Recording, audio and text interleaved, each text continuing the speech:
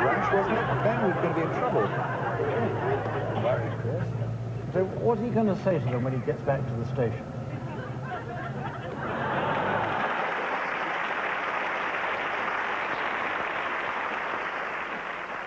The BBC duty log where people ring to complain was jammed with complaints. How dare we set such a bad example? How dare we be so discourteous to the policemen? How dare we break the law? How dangerous it was. We went to the pub afterwards, after the recording, to watch it on transmission. And Nick and I sneaked up behind these two guys who were looking at this screen in the pub, totally transfixed. And we thought after that ad item was over, we sort of sidled up to them, see if we could eavesdrop on their conversation. And we thought we'd hear how, that's amazing. You ever seen a dog driving a car before? Not a bit of it. These two old blokes in this Shepherd's Bush pub were saying, yeah, look at that Esther Ranson, I don't know, fancy her. Lovely. We have one final consumer test for you, inspired by Mrs. Ann Johns, who lives in Truro in Cornwall. She wrote to us and said, my 16-month-old collie puppy called Cookie is absolutely fascinated by digging holes. She's dug holes all over our lawn. Once upon a time, there were some pellets called Scent-Off. And they had the miraculous property that if your dog insisted on digging up your lawn, you sprinkled the pellets and your dog would instantly be repelled. Except that a viewer wrote to us and said, not at all. Our dog loves those pellets. Wherever they are, she digs up the lawn. We thought we'd better test it. So I suggested we bring in a number of dogs, 10 dogs. Our lovely Norma Shepherd will now place in front of each dog 10 pellets of Scent-Off. You've got to have 10 dogs. 10 out of 10 dogs do this, 7 out of 10 dogs. And one owner said, my dog's in season. And I said, well, we can't have 9 dogs. You can't say 7 out of 9 dogs. And I didn't say anything. Ladies and gentlemen, leads off.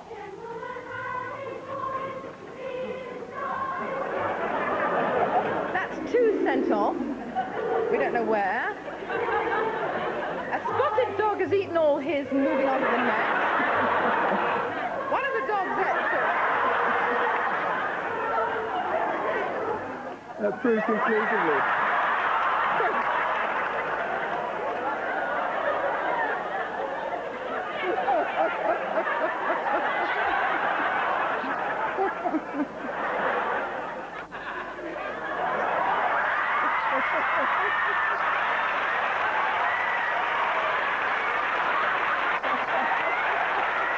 This was so funny that we thought, people want to see this. We will not fade the programme out, which we should have done.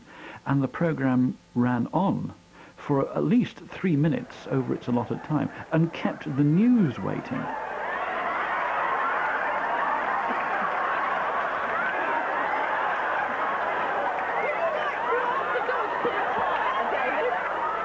To keep the BBC News waiting while a load of dogs relieved themselves on the set of That's Life was unprecedented, and questions were asked, I assure you. The next week we had an audience of 22.5 million viewers.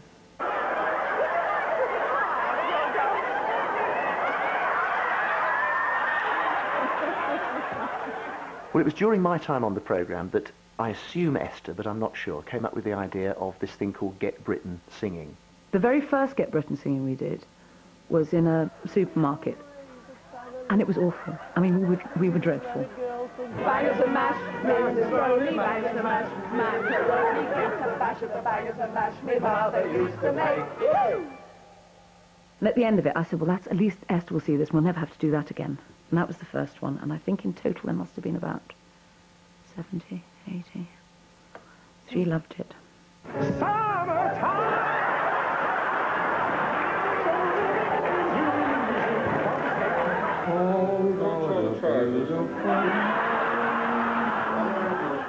These people who we sang to had no idea they were being filmed. They just thought some barking madman was singing with them, and that was it. Tonight we're gonna rock, rock, rock till broad daylight.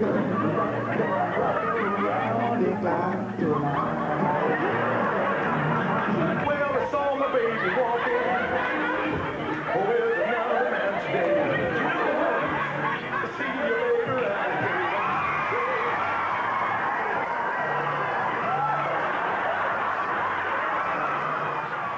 one that stands out in my mind for me was in a supermarket. Why are you wearing this hat? Why are you wearing... What have you got underneath it? What's that? And he said, do you want to run your fingers through my hair? You see, and we were laughing at this, and I did. I ran my fingers through his hair. That's pretty good. Would you like to run your fingers through mine?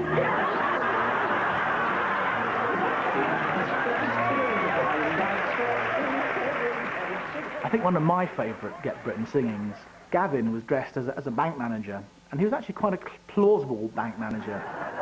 My name is Campbell, Barclays Customer Services. I wonder if I could interest you in a good time. It took some people a long time to realise what was really going on. I think some of them thought their bank manager had just gone raving mad. I don't pop my cork for every guy I see. Hey, big spender!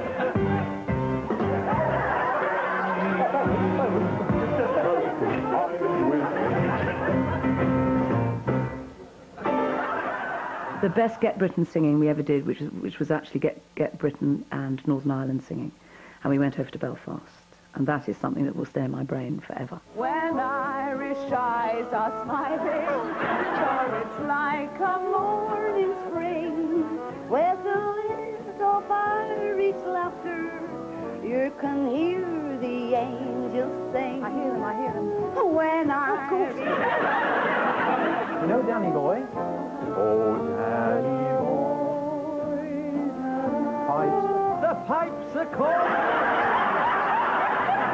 Come ye back when summer's in the meadow. I will. And when the valley is and white with snow. White with snow.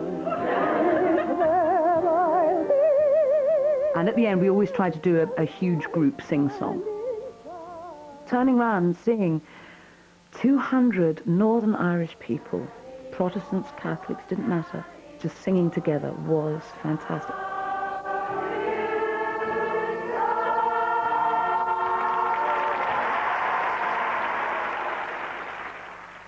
Nicholas Winton rang us because he had an album of documents that belonged to children that he had managed to save because he'd put them on a train out of Prague. These were Jewish children just before the Nazis came in, and if he hadn't done that, as a very young man, those children would not have survived.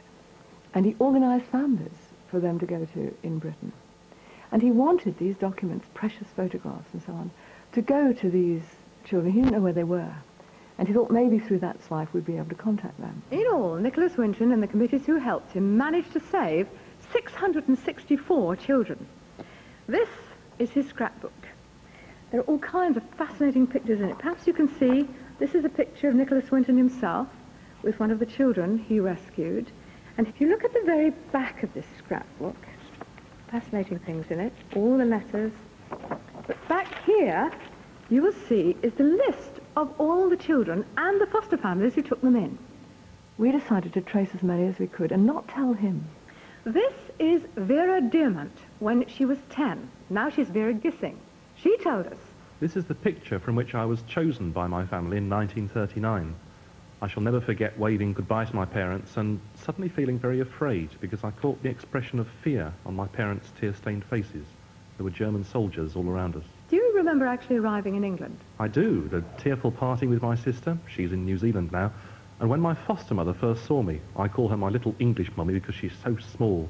Tears were pouring down her face and she hugged me and said some words which I didn't understand.